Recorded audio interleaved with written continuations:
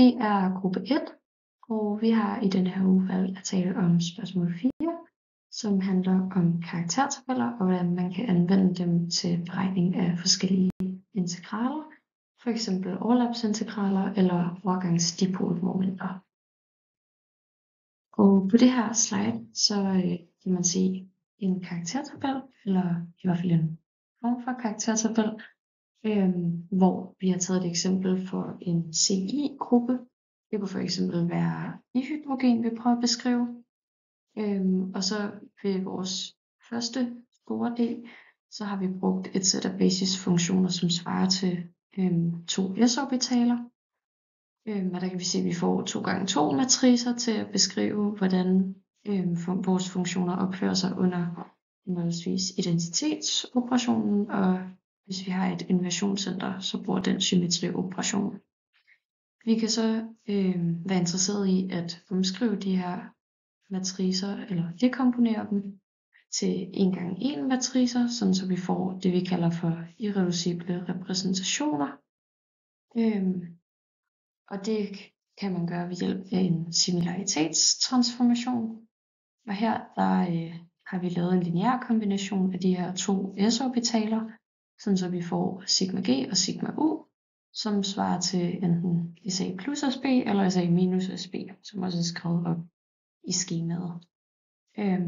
Og ud fra dem kan vi så opskrive karaktererne af de forskellige funktioner.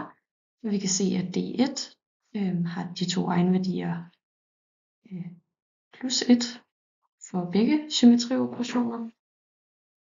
Og det betyder, at D1 er totalsymmetrisk, mens D2 ved inversion opfører sig antisymmetrisk og altså skifter fortegn, når vi bruger den her symmetrioperation.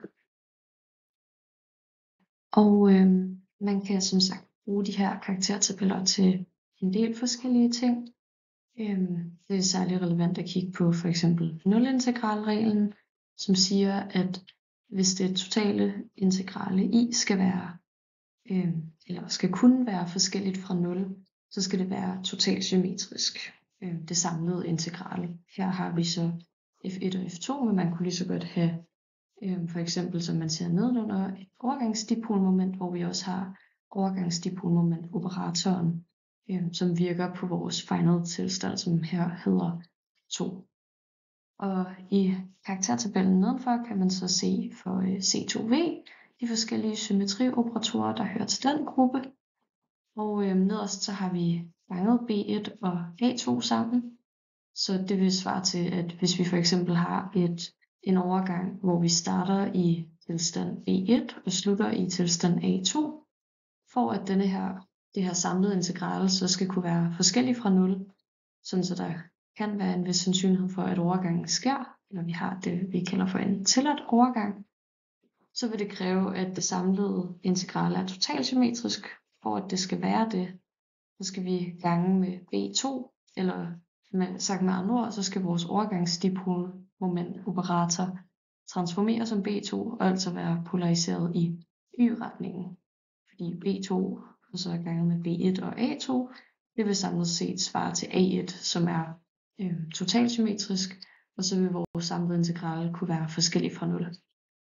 For hvis det samlede integral giver 0, så har vi det, som vi kalder en forbudt overgang. Og så vil sandsynligheden for, at en given overgang sker, er relativt lille sammenlignet med, hvis integralet var forskelligt fra 0.